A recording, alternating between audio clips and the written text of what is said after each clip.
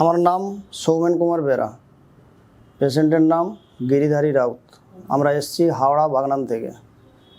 Last year অর্থাৎ 2024 সাল, তখন 2024 সাল ওই ফেব্রুয়ারির লাস্ট উইক অথবা মার্চ ফার্স্ট উইক হবে। তো পেশেন্টকে হঠাৎ দাঁতের একটু সমস্যা হয়েছিল। দাঁতের সমস্যার জন্য আমরা ওখানে আমাদের লোকাল তমলুক নিয়ে গিয়েছিলাম। তমলুক নিয়ে যাওয়ার পরে ডাক্তারবাবু উনি বললেন দাঁত চেক আপ করার পরে যে ভিতরে ঠিক খাদ্যনালী মানে গলার ভেতরে কিছু একটা সমস্যা দেখা যাচ্ছে, কিছু বেরিয়েছে। তো আপনাকে ইএনটি স্পেশালিস্ট ডাক্তারবাবুকে দেখাতে হবে। তো ইএনটি স্পেশালিস্ট ডাক্তারবাবুকে দেখানো হলো। সিটি স্ক্যান উনি বললেন সিটি স্ক্যান এবং এন্ডোস্কোপি করতে। তো সিটি স্ক্যান এবং এন্ডোস্কোপি করার পরে দেখা গেলো যে হ্যাঁ ওখানে কিছু একটা বেরিয়েছে। তো আমরা যে কারণে এখানে বেঙ্গলের কিছু করাই না, আমরা চিন্তা করলাম যে কোথায় কী করা যাবে। পরে ওখানে বায়োপসি করা হয় মাইক্রো সার্জারির মাধ্যমে। তো করানোর পরে ধরা পড়ে যে ক্যান্সারের জার্ম আছে।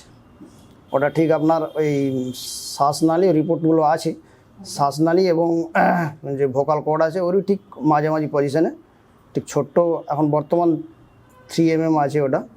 তো চেক করার পরে মাইক্রো সার্জারি করার পর ওনারা যে করলেন যে ওখানে জার্ম আছে, ক্যান্সারের জার্ম আছে।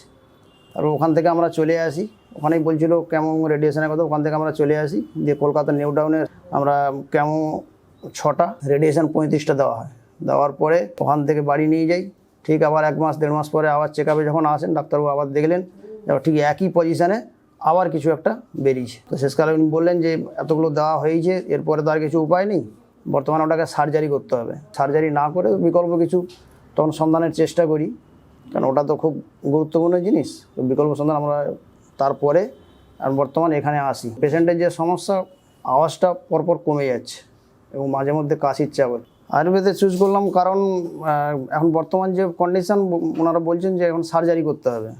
সার্জারি ছাড়া এছাড়া যেহেতু রেডিয়েশান কেমন মানে ওখান থেকে যেটা লাস্ট যেটা হয়ে গিয়েছে, সার্জারি করা ছাড়া বিকল্প কোনো পদ্ধতি নেই। আমরা সার্জারি না করে বিকল্প যদি কোনো কিছুতে রোগটা, সেজন্য আমরা আশাবাদী, যে কারণে আমরা যোগাযোগ করেছি।